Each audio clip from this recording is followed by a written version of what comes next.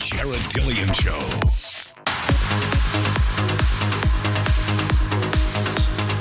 I'm Jared Dillian. This is the Jared Dillian Show. If you want to call to talk about your money, please call 844-305-7800. That's 844-305-7800. This is the Jared Dillian Show. Yeah. Anyway. So what is this all about? You know, I mean, I get on here and I sort of talk about all different kinds of stuff, and then Friday Dave comes in and we do this locker room talk, and it's just kind of a fun show. But what is it really all about? It's about stress. Okay, I don't have a lot of stress. First of all, I live here in Myrtle Beach. I had my buddy Andy coming to visit, and he's like, man, this is easy living down here. We're sitting on the beach, got our beach chairs, got towels, catching some rays. We go out and we swim, hang out in the pool.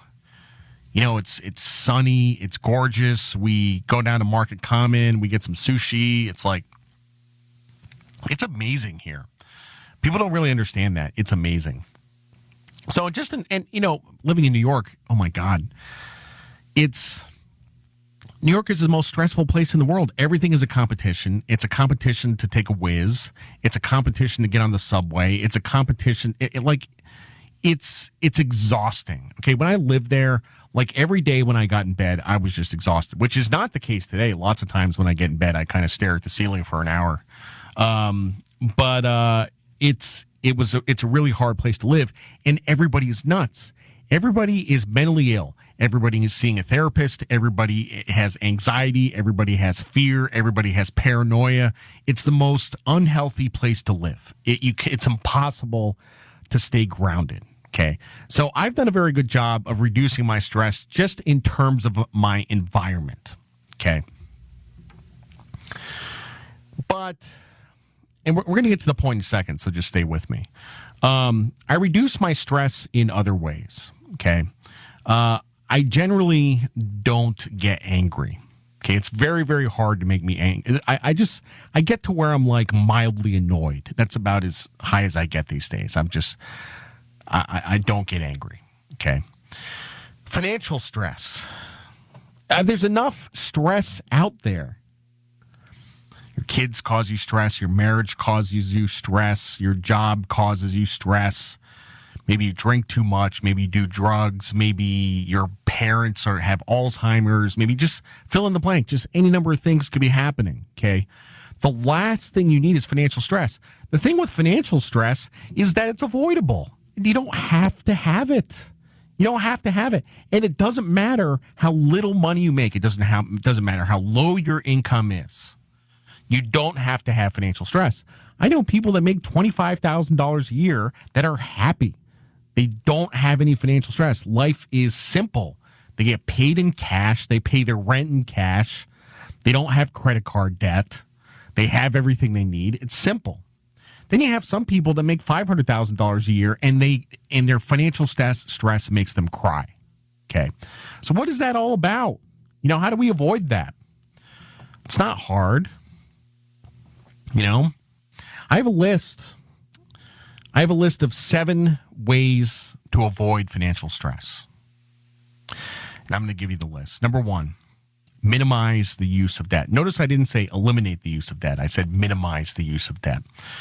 Number 2, live within your means. Number 3, get the big things right, the house, the car, and the student loans. And don't worry about the little stuff.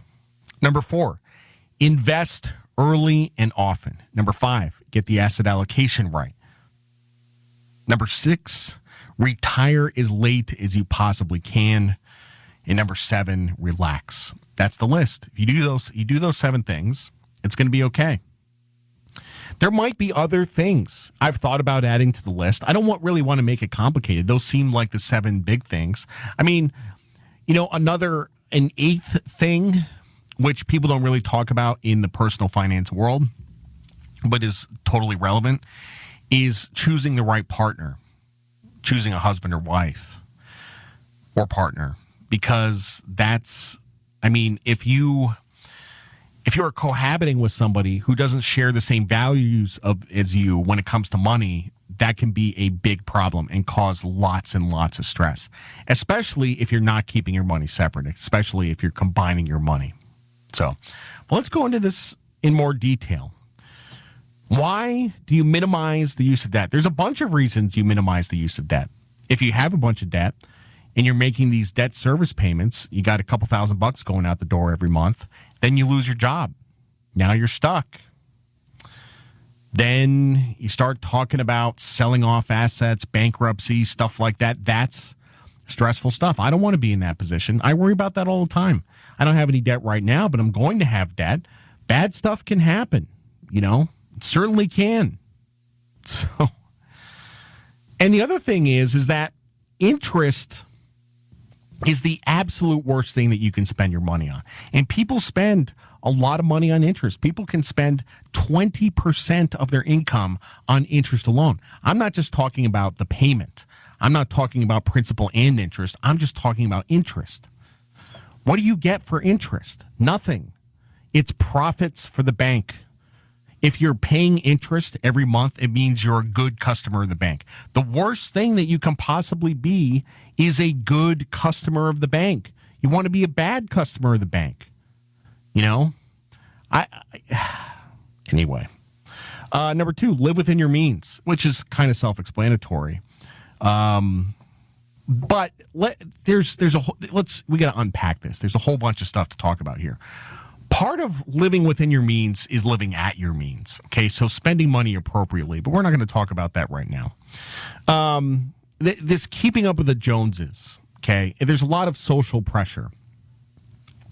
You're in a neighborhood, everybody's got a BMW or an Audi or something like that. You want to get a BMW or an Audi. Okay, that it's human nature. I understand that, and part of being on this quest to be free from financial stress is you have to have the conviction, you have to have the confidence to just take your own path and not pay attention to what other people think of you. If you want to drive a 14-year-old car and park it in your driveway, then do that. And don't care what other people think. That's how you have to get to be debt-free. So, number 3, get the big things right. The house, the car, and the student loans.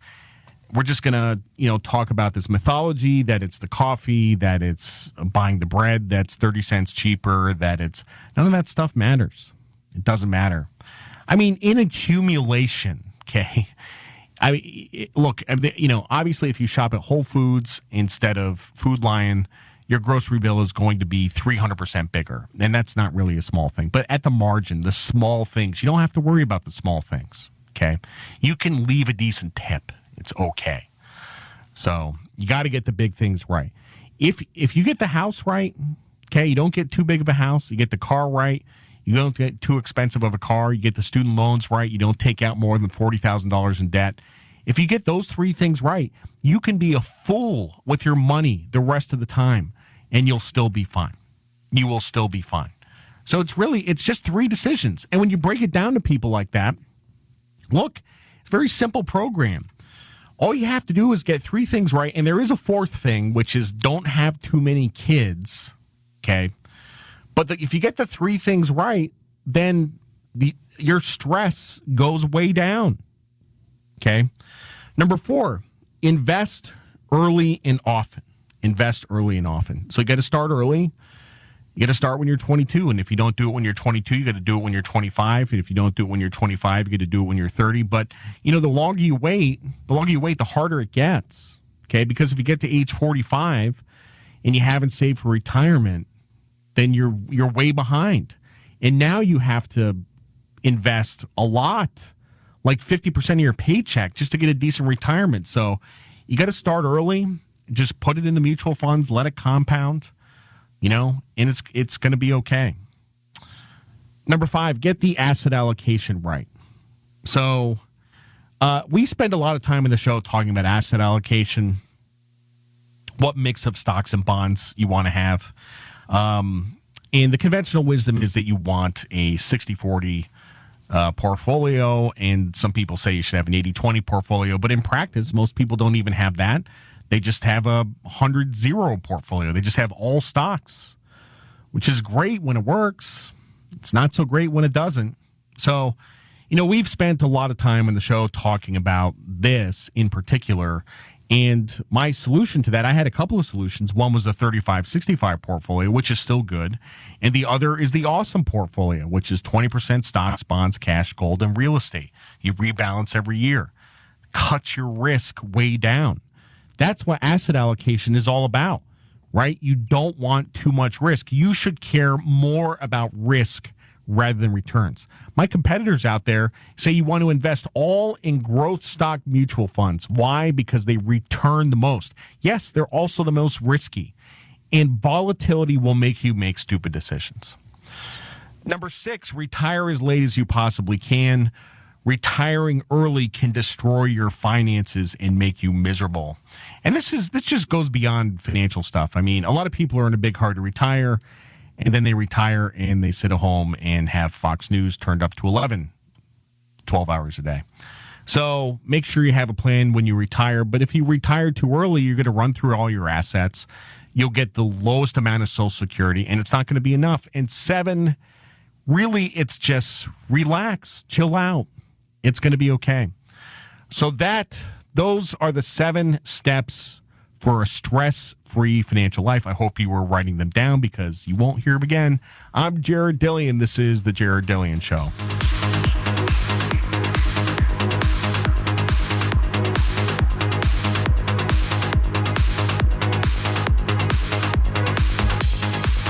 The Jared Dillian Show.